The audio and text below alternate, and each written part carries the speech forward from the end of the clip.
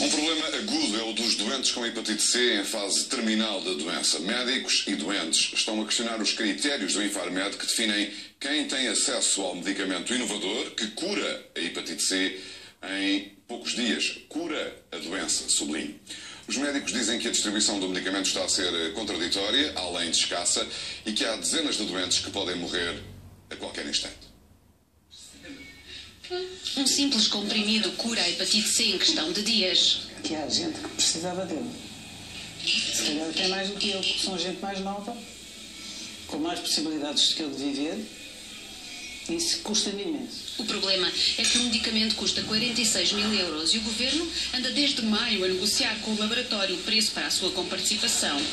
Até lá o Ministro da Saúde decidiu que só os doentes mais graves e em risco de vida teriam acesso ao medicamento através de uma autorização excepcional do Infarmed, desde que preenchessem os critérios. Era fundamental que do norte ao centro do país, ao sul do país, houvesse o mesmo critério, a mesma bitola aplicada pelas mesmas pessoas, para nós garantirmos que todos os cidadãos portugueses vão ter acesso a esse medicamento nas mesmas condições. A questão da equidade parece não estar garantida. Primeiro, porque há hospitais que, mesmo sem dinheiro, têm estado a tratar alguns doentes com os novos medicamentos, como o de Santa Maria, e outros que ainda não têm nenhum doente em tratamento. Depois, porque os critérios do Infarmed têm causado alguma polémica entre doentes e médicos. O doente que não tenha MEL16 é desculpa para não se aprovar o medicamento para aquele doente. Quando isso, um colega de gastro pode explicar à doutora que a pessoa pode ter um MEL de mais baixo que 16 e a situação ser tão grave. O MELD calculou o risco que o doente tem de morrer a 3 meses e o Infarmed definiu que tem que ser de 16 ou mais.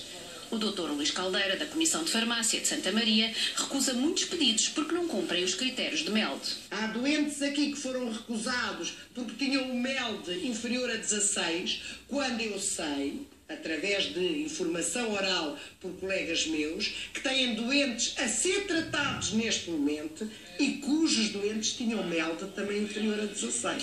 O Dr. Luís Caldeira, apesar de autorizado pela administração do hospital para falar, mantém o silêncio. O Pedro tem 67, está quase no máximo da escala, quer dizer que o seu tratamento deve ser feito de forma prioritária. Ontem, a TVI denunciou o facto de muitos processos de doentes graves estarem parados meses nas comissões de farmácia dos hospitais e nem chegarem ao Infarmed.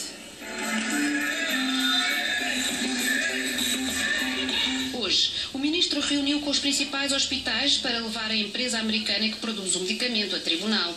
A mesma empresa que ofereceu na semana passada 100 tratamentos de graça ao Ministério da Saúde. Tratamentos que terão que ser realizados no máximo até meio de março. Até agora, o Infarmed autorizou 93 tratamentos, indeferiu 45 e tem 175 processos a aguardar decisão. No Jornal das 8 tenho duas pessoas que são as duas faces desta situação, dois doentes de hepatite C.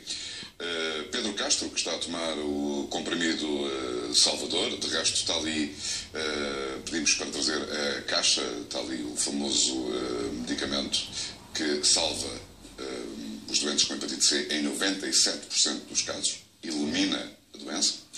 E está a tomar desde quando, Pedro? Há uma semana. Há uma semana. E José Carlos Saldanha, que não tem nem sabe quando vai ter este mesmo medicamento. José Carlos Saldanha, muito boa noite. Muito boa noite a ambos. Olá, boa noite. Neste momento, José Carlos, eu agradeço o vosso testemunho em direto. Falar sobre a saúde, sobre a nossa saúde, é sempre um exercício difícil e de risco, sem dúvida. Qual é, neste momento, de acordo com a sua avaliação e dos médicos que o acompanham, a sua expectativa de vida, José Carlos? Bom, antes de mais, boa noite. Quero agradecer a oportunidade que me estão a dar. Eu não sou um doente imaginário, sou real, por isso dou a cara. E não estou cá só em meu nome também. Mas eu devo dizer, objetivamente à sua pergunta, isso está entregue, eu sou um homem de fé, isso está entregue àquele indivíduo lá em cima que controla. Eu só sou responsável pelo esforço que ponho para atingir. A guerra tem sido grande e o meu tempo de antena, digamos, é muito curto neste momento. Eu venho de uma descompensação Eu tenho o meu pedido de tratamento que aguardo há um ano. O José Carlos aceitou colaborar connosco numa reportagem de Alexandre Borges que nós emitimos há cerca de 20 dias, mais ou menos. Sim, dia 13 de janeiro. Sim. E sei que, entretanto, a sua situação clínica se agravou. Teve um problema que esteve internado. Sim. No hospital. Pois, é verdade. Eu fui internado de urgência devido a uma descompensação, que é o que acontece a quem está com a cirrose descompensada com a ascite. Eu estou sujeito a todo momento a ter outra descompensação e os danos são irreversíveis. Neste momento, se me perguntar quanto tempo eu tenho de vida, eu não sei. Não lhe sei responder, mas eu tenho um MELT de 17 que preenche de largo os requisitos que a Infarmed tem para disponibilizar o tratamento e eu ainda não o tenho. E há quanto tempo é que o medicamento foi pedido para si? Bom, isso foi tratado pelo seu médico? Foi no Curri Cabral. Sim. Bom, depois de, no dia 8 de janeiro, eu pressionar com uma carta vinda da Infarmed, no sentido de obter um esclarecimento relativamente ao meu tratamento e à situação, eu obtive um despacho, já eu estava internado, precisamente no dia 13, recebo uma chamada a dizer que o meu pedido está desde dia 13/1, finalmente, à espera de ser deferido. E eu a piorar, não é? E ainda não tenho qualquer informação relativamente a isso. Deixa-me falar aqui com o Pedro Castro, quanto tempo é que esteve à espera do medicamento entre o momento em que foi pedido e o momento em que ele chegou? O medicamento foi pedido pelo médico em julho. Portanto, há 6 meses. Há 6 meses atrás. Mas o que aconteceu foi que, em dezembro, eu apercebi-me que o pedido não tinha saído do hospital, tinha ficado dentro do hospital.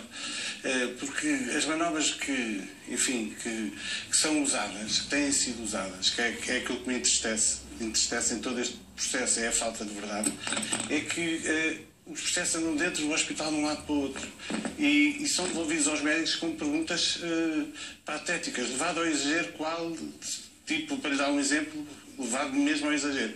Qual a cor do cabelo da mãe do doente?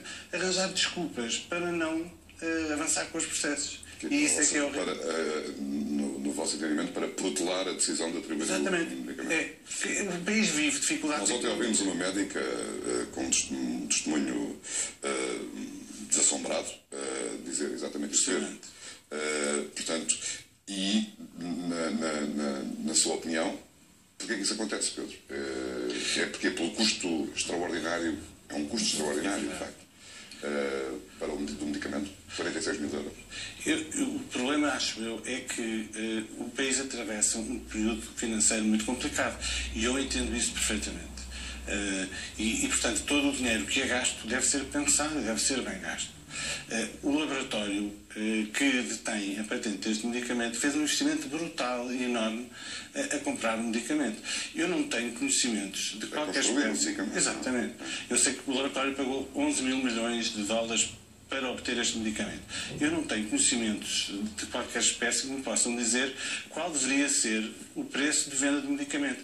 E espero que o Estado, que eu faço parte, se ocupe dessas negociações e faça isso. Aquilo que me entristece com todo este processo é que todos os países da Europa estão a tratar os seus doentes.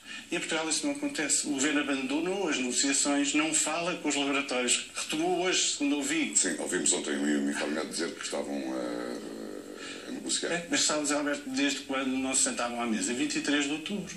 Isto não é admissível, estão a morrer pessoas. Como é que é possível? Estamos a falar de vidas. Eu percebo as dificuldades do país e ainda bem que eu não sou Ministro da Saúde e que não sou eu feito de decidir. Estamos a falar de vidas de pessoas que são totalmente produtivas. Eu sinto-me produtivo naquilo que faço. Daquilo que eu conheço, Pedro, sem dúvida, o Zé Carlos também, não é?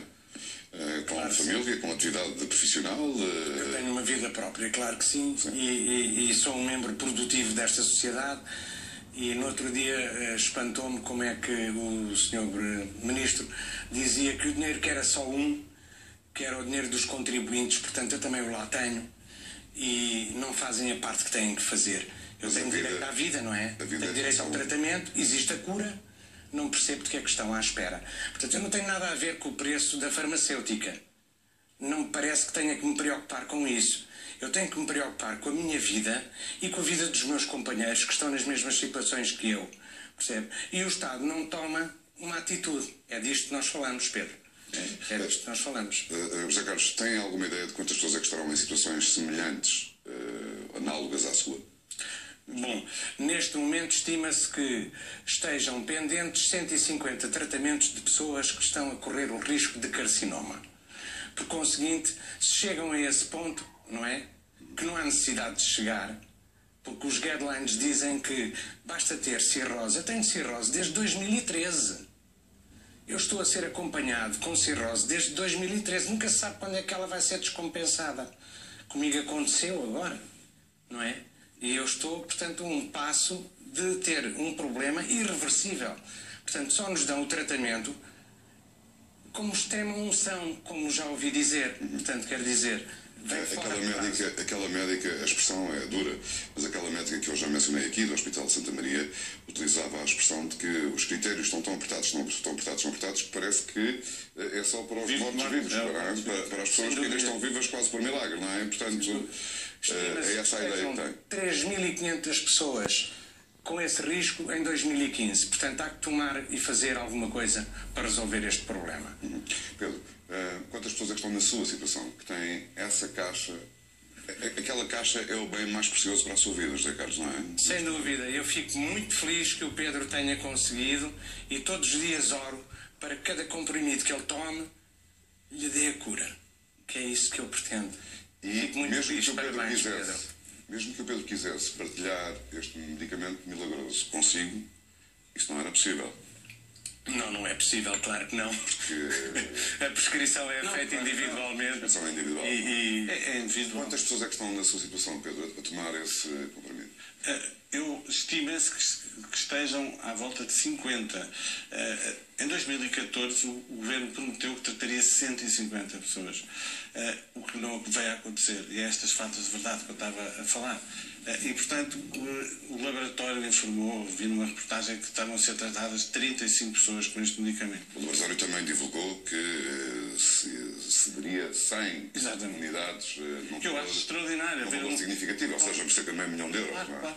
Eu acho que é um ato de boa vontade haver um laboratório que oferece isso e fiquei muito contente disso ter acontecido.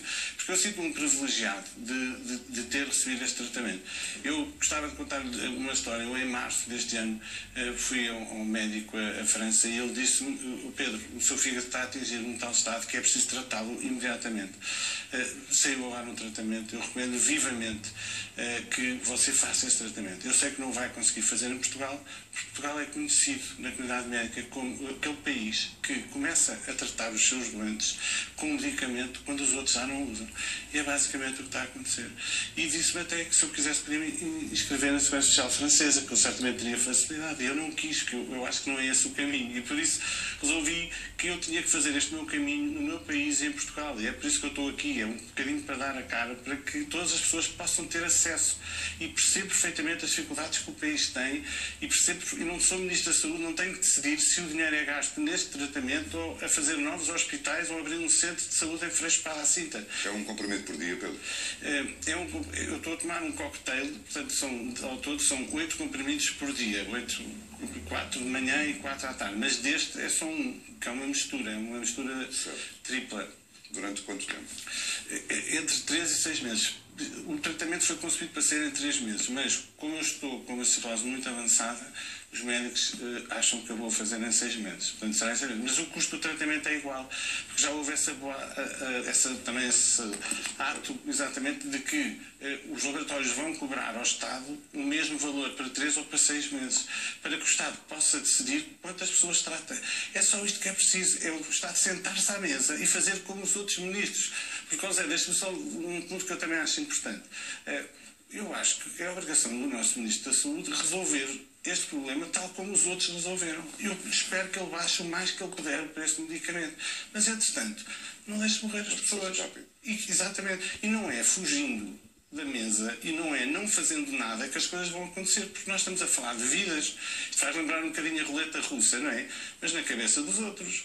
Porque agora não vamos mais negociar, não vamos mais falar com os laboratórios. E, entretanto, morrem as pessoas Zé Carlos, sente que estão, que o colocaram assim numa roleta russa? Sem dúvida.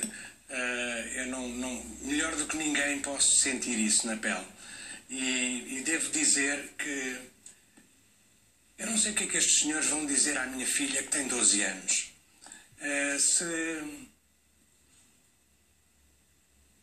Se o tratamento era muito caro, se não conseguiram chegar a um consenso com a farmacêutica, eu não sei se isso servirá para calar e para justificar a minha partida, a minha filha. E eu acho que deviam pensar um pouco, porque, tal como eu tenho uma vida própria, eu tenho uma família, todos os outros também o têm. E vive-se muito um estigma, infelizmente. E eu já fui vitimizado por este estigma, que tem a ver com o passado das pessoas. E não me parece que ninguém esteja à altura de julgar o passado das pessoas. Eu não tenho qualquer problema relativamente ao meu passado, por isso eu estou aqui de cara nua. E não devo nada a ninguém, e tenho o meu negócio, e felizmente sou uma pessoa que estou tão à vontade relativamente a isso que vou de cabeça erguida. Já houve tempo, efetivamente, que eu ia de cabeça baixa e fugia de um passeio para o outro. Hoje não. Zé Carlos, e, portanto, não deve ser tratado assim. Mas esse testemunho é aquele que a sociedade deseja, que é o das pessoas que, independentemente de, em momentos da sua vida, fazerem opções que podem não ser as mais adequadas, que conseguem reconstruí-la. Pois, isso é o que acontece conseguem comigo. Reconstruí-la e conseguem ser produtivos e entregar à sociedade aquilo que a sociedade lhes deu. Mas nada evita que se continue, nomeadamente no Serviço Nacional de Saúde, a ser usado, porque eu próprio fui confrontado com esta realidade no hospital onde sou seguido pela minha médica. Por conseguinte, não tenho medo nenhum de o dizer, e esta é a realidade, percebe? E deixa-me muito desconfortável, porque são pessoas que têm pouco interesse, percebe? Podemos deixá-los ir, é assim que eu sinto, não é? E não me parece bem. José Carlos Saldanha, muito obrigado por ter vindo aos nossos. Obrigado, eu é que agradeço. Muito obrigado também. Espero que da próxima vez que falarmos possa estar acompanhado de uma caixa branca, como aquela que seria o sinal de que... Eu e todos os meus companheiros, eu faço votos para que sim, mas eu estou a precisar, efetivamente, o mais rapidamente possível de que me deem este tratamento, porque é-me legítimo dar este tratamento. E não percebo porque é que não me dão este tratamento. Não entendo. Zé Carlos, muito obrigado. Obrigado, eu. Obrigado.